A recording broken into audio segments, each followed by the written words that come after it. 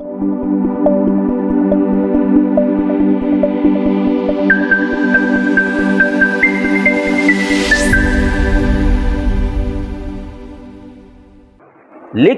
یہ کیا ہوا ہے ذرا دیکھیے گا.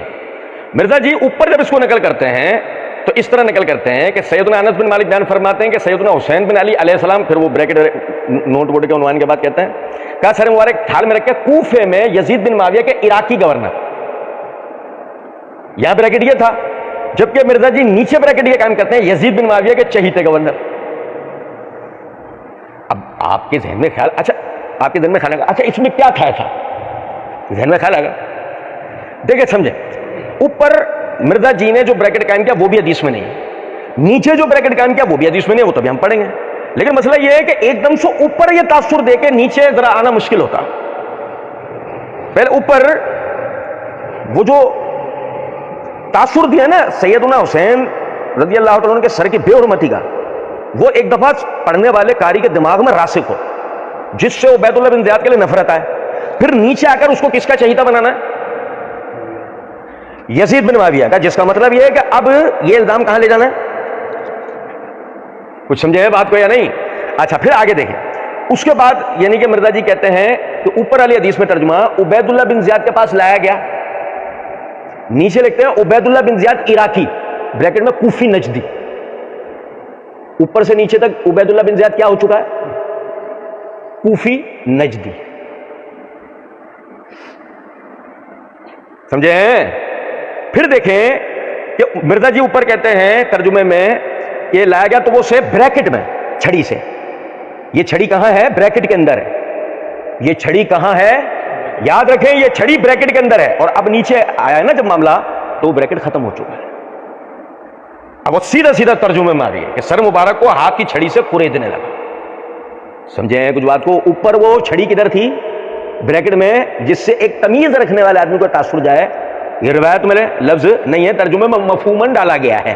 نیچے آتے آتے اب وہ مفہوم باقاعدہ ترجمے میں بدل چکا ہے. اب آپ سمجھے گا میں مسکرا کیوں رہا تھا. اس درجے کا دجال، اس درجے کا بدبخت آدمی ہے کہ جس کی کوئی حد نہیں. مثلا تھوڑی دیر کے لیے تصور کریں کہ عبید اللہ بن زیاد ظالم ہوگا، لیکن یہ کس درجے کا دجال ہے کہ ایک ظالم کے اوپر بھی اگر لکھ رہا ہے تو جھوٹ لکھ رہا ہے. جو ایک ظالم کے کردار کو بھی بتانے بیٹھے اور اس میں بھی جھوٹ بولے، وہ کتنا بڑا ظالم ہوگا. یہ ہے مسئلہ. سے لوگ ہمیں کہتے ہیں نا تم بنو امیہ کی یا یزید کی یا عبید اللہ بن زیاد کے وکالت کرتے ہو. نہیں، ہم مرزا کی مکاری کو یہاں کرتے ہیں. جھوٹ نہیں بولو، جو ہے اس کو وہ بتاؤ تو بات ہو. مسئلہ یہ تمہارے آبا و اجداد چھپتے ہیں، تم نے اپنے آبا و اجداد جو اصل قاتلین تھے انہیں چھپانا تھا. کتنی بڑی دھاندلی اس آدمی نے کی ہے. اور پھر اس کے بعد دیکھیں، یعنی کہ اوپر یہ الفاظ ہیں کہ ہلکی ضرب لگانے کا، اور ان کو حسن کے متعلق بریکٹ میں گستاخانہ انداز میں کچھ کہا، بریکٹ میں نعوذ باللہ من ذالک. پہلے بریکٹ میں گستاخانہ کو گھسڑ دیا، پھر آگے اپنے ہی ڈالے ہوئے گستاخانہ پر نعوذ باللہ کیا. ابے وہ حدیث میں تھوڑی لفظ تھا، وہ تو نے بریکٹ میں تاثر دیا کہ کوئی گستاخانہ کلمہ کہا، تو نے اپنے ہی طور پر بریکٹ میں گستاخانہ ڈالا اور آگے اس کو نعوذ باللہ من ذالک بھی کر دیا. سمجھے؟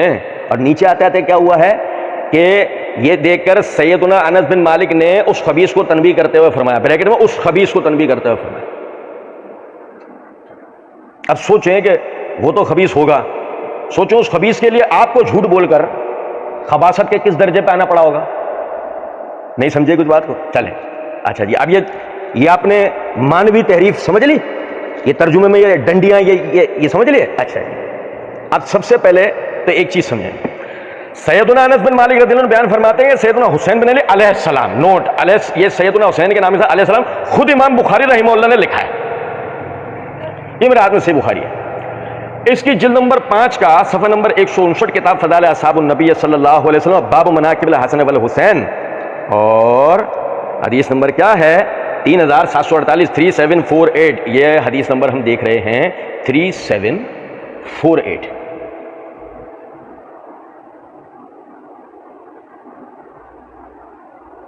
اچھا جی، کہتے ہیں کہ امام بخاری نے نام کے ساتھ لکھا علیہ السلام. اچھا جی، اب یہاں مائکروسکوپ لگائیں اور علیہ السلام ڈھونڈ کے دکھائیں.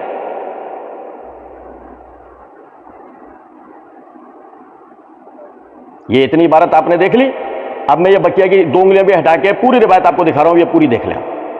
پوری روایت میں کہیں علیہ السلام امام بخاری نے لکھا ہو, اور یہ میں عربی عبارت بتا رہا ہوں, ترجمہ نہیں ہے کہ کوئی کہے کہ جی ترجمے میں تم نے یہ الفاظ نکال دیے. اور مرزا جی کے اپنے الفاظ میں, جو مرزا جی ایک اپنا ادار بند پھینک کر اور دکھاتے جو ہے وہ سانپ دکھانے کی کوشش کرتے ہیں, وہ وہیں گھسیڑ دیتے ہیں جہاں سے وہ آیا تھا. تو ایک لفظ استعمال کرتے ہیں انٹرنیشنل نمبرنگ. کون سا چورن ہے بھائی؟ انٹرنیشنل نمبرنگ کا چورن. ایسا بکواس چورن ہے کہ جس کی کوئی حد نہیں. اب بھائی ذرا دیکھیے, یہ دارالکتب العلمیہ بیروت کا چھپا ہوا نسخہ ہے, فتح الباری بشرح صحیح البخاری حافظ ابن حجر رحمۃ اللہ علیہ کی. اس میں انٹرنیشنل نمبرنگ کے ساتھ حدیث نمبر 3748 اور 3748 کے بعد یہ پوری حدیث 3748 کے ساتھ یہ ہے, اس میں علیہ السلام کا لفظ مائکروسکوپ لگا کر بھی ڈھونڈ کے دکھائیں.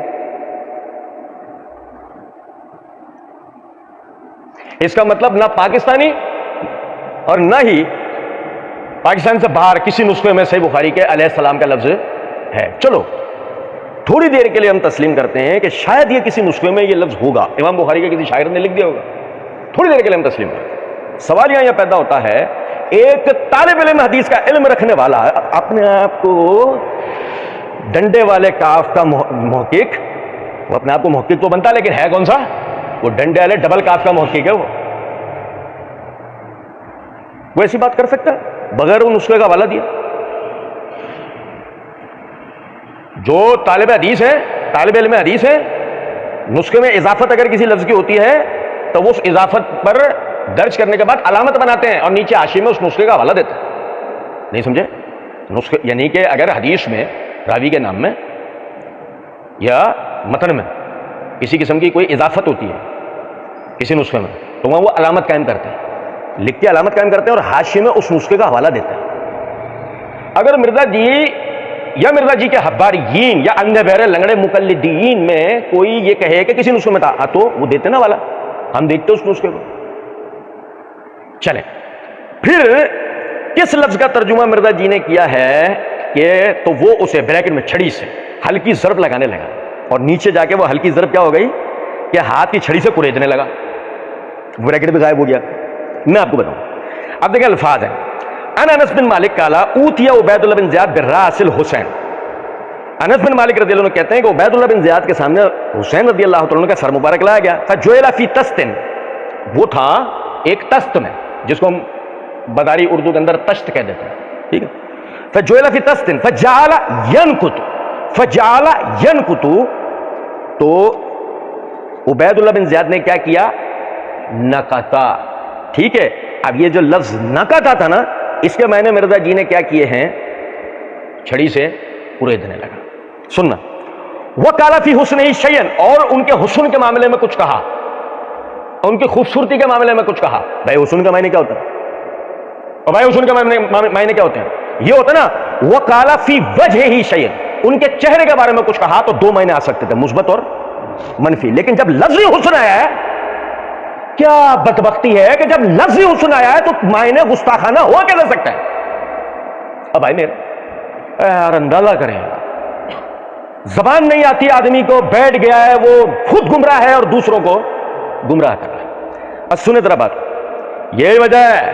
فقال انس, تو کہا انس رضی اللہ عنہ نے, کانا اشبہہم برسول اللہ صلی اللہ علیہ وسلم, اور یہ ہے نبی صلی اللہ علیہ وسلم کے مشابہ. اگر عبید اللہ بن زیاد نے وہاں کسی قسم کی گستاخی یا بدتمیزی کی ہوتی تو انس بن مالک رضی اللہ عنہ یہ جواب دیتے, یا پہلے اس کا منہ توڑتے, یا اگر منہ توڑنے کی تاکید رکھتے تو کم سے کم اسے تنبیہ کرتے, کوئی ایسا جملہ بولتے. یہ تھوڑی کہتے ہیں یہ تو الٹا ہے. ایسا لگ رہا ہے کہ انس بن مالک رضی اللہ عنہ کو کوئی اس کی بات کا برا نہیں لگا اور وہ الگ سے کوئی تعریف کر رہے ہیں اسے نہ. وقال فی حسنہ شیئا, عبید اللہ بن زیاد نے ان کی خوبصورتی کے معاملے میں کچھ کہا تو انس بن مالک رضی اللہ عنہ نے کہا یہ اپنے نانا کے مشابہ. اب آئی نا بات سمجھ میں پوری, کہ وہ خوبصورتی کی کوئی تعریف کی تو انس بن مالک رضی اللہ عنہ بتانا چاہ رہے ہیں خوبصورت اس لیے ہیں کہ مشابہ کس کے ہیں. یہ تھی بات. کیا دھاندلی ہے، آپ اندازہ کریں. کوئی اب دیکھو سننا ذرا بات. ینکتو میں نکتن، یہ لفظ کیا ہے ذرا سمجھیں. یہ میرے ہاتھ میں مصباح اللغات، اس کے یہ صفحہ نمبر 907 کے اوپر وہ لکھتے ہیں نکتا نقتل ارض بکذیب او بعزبہ. سنو لفظ ہے نکت، یعنی مادہ ہے نکتا، نقتل ارض بکذیب او بعزبہ. محاورہ یہ ہے یعنی سوچ کی حالت میں، بھائی میرے سوچ کی حالت میں چھڑی یا انگلی سے زمین کو کریدنا. بھائی میرے پیارے، نقتل ارض بکذیب، کذیب چھڑی، او بعصبہ، عصبہ انگلی. زمین کو سوچ کی حالت میں، کسی غور و فکر کی حالت میں، کسی فکر کی حالت میں زمین کو چھڑی یا انگلی سے، سمجھے ہیں کچھ بات کو یا نہیں؟ ہم بھی کبھی غور و فکر، ہماری آنکھیں کہیں گڑ جاتی ہیں. ہم بھی کبھی غور و فکر ہے، کچھ سوچ رہے تو ہماری آنکھیں کہیں گڑ جاتے ہیں. عربوں میں یہ طریقہ ہے، عرب اس طرح کرتے ہیں. اچھا دیکھیں، یہ میرے ہاتھ میں صحیح بخاری ہے. صحیح بخاری کی جلد نمبر 7 کا صفحہ نمبر 535 پر کتاب الادب. اب بھائی میرے کیا کتاب کون سی ہے؟ امام بخاری نے باب قائم کیا، باب من نقتل اودا بین الماء والتین. اس شخص کے بیان میں جو پانی اور کیچڑ میں کیا کرتا ہے. اب اس کے تحت وہ حدیث لے کے آئے ہیں کہ ابو موسیٰ اشعری رضی اللہ عنہ فرماتے ہیں کہ وہ نبی اکرم صلی اللہ علیہ وسلم کے ساتھ مدینے کے باغوں میں سے ایک باغ میں تھے، اور نبی صلی اللہ علیہ وسلم کے ہاتھ میں اودن چھڑی تھی. یضربو سن لے یار اللہ کی قسم، یضربو بہی بین الماء والتین. یضربو ضربہ مارنا، ضرب مارنا، جو لفظ ہے جس سے معنی بنیں گے مارنے کے. صحیح بخاری علی روایت میں فجعل ینکت، یضربو کا لفظ، یضربو بے کذیب کا لفظ نہیں ہے، یضربو بے عود کا لفظ نہیں ہے. لفظ کیا ہے؟ ینکت. کیا معنی ہوں گے؟ ابھی دیکھنا معنی دیکھنا اس میں. جب لفظ آتا یضربو بین الماء والتین، معنی کیا ہوئے؟ رسول اللہ صلی اللہ علیہ وسلم چھڑی سے کیچڑ اور پانی کے درمیان مار رہے تھے. بھائی میرے سمجھے ہوئے نہیں؟ تو بخاری کی روایت میں اگر اس طرح کا لفظ ہوتا تو معنی بھی کہ وہ خدا نہ خواستہ حسین رضی اللہ عنہ کے چہرے پر چھڑی سے مار رہا تھا. صفحہ نمبر 536 پر امام بخاری نے باب قائم کیا، باب الرجل ینکت الشیء بیدہ فی الارض. ینکت الشیء بیدہ فی الارض، وہ شخص کہ جو زمین کی کسی چیز کو چھیڑ چھاڑ کرتا ہے، زمین کی کسی چیز کو. ابو عبد الرحمن السلمی کہتے ہیں کہ علی رضی اللہ تعالیٰ نے ہمیں بتایا، کننا مع النبی صلی اللہ علیہ وسلم فی جنازۃ، ہم نبی صلی اللہ علیہ وسلم کے ساتھ ایک جنازے میں تھے. فجعل ینکت فی الارض بعودہ، نبی صلی اللہ علیہ وسلم زمین اپنی چھڑی سے زمین پر کورید رہے تھے. یہاں معنی مارنے کے، یہاں کہیں گے کوریدنے کے. ٹھیک ہے. اچھا اب دیکھیں حافظ ابن حجر رحمۃ اللہ علیہ، یہ میرے ہاتھ میں فتح الباری ہے، اس کی جلد نمبر 12 کا صفحہ نمبر 425 اور 426 ہے. اور فتح الباری اٹھانے کی بنیادی ایک وجہ یہ بھی ہے، مرزا جی مسئلہ نمبر 157 پارٹ 2 کے اندر ایک جگہ پر کہتے ہیں، یہ اس کی شرح اٹھا کے دیکھیں نا، اس حدیث کی داؤد راس کی شرح، فتح الباری وغیرہ، ایک حدیث پہ بات کرتے ہوئے وہ یہ کہتے ہیں کہ یہ شروحات اٹھا کر دیکھیں. تو اس لیے مرزا جی کی فیوریٹ شرح ہم نے بھی اٹھائی ہے. وہ کہتے ہیں اودو ینکتو بہی فی الارض کے معنی کرتے ہوئے وہ کہتے ہیں ہی عصا او بے قذیب یا او قذیب، یہ عصا یہ والی چھڑا، او قذیب یا یہ والی یعنی یہ والی چھڑی یا یہ والی چھڑی ہوتی ہے. یمسکہ الرئیس لیتوقع علیہ، قوم کا سردار اسے اپنے ساتھ رکھتا ہے کہ تاکہ اس پہ ٹیک لگائے. وَيَدْفَعُ بِهِ عَنْهُ، اور اپنے پاس سے لوگوں کو یا چیزوں کو دور کرے. وَيُشِيرُ بِهِ لِمَا يُرِيدُ، وَيُشِيرُ بِهِ لِمَا، اور جس پر چاہے اس چھڑی سے اشارہ کرے. تو لفظ کیا آتا ہے؟ نکتن. اور سمجھے ہو کچھ بات یا نہیں؟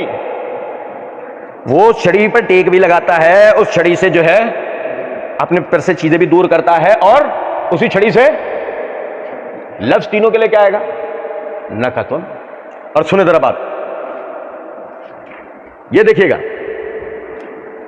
یہ میرے ہاتھ میں صحیح مسلم ہے، اس کی جلد نمبر 3 کا صفحہ نمبر 1061 ہے، کتاب الطلاق ہے. حدیث نمبر ہمارے نسخے کے مطابق 3586 ہے.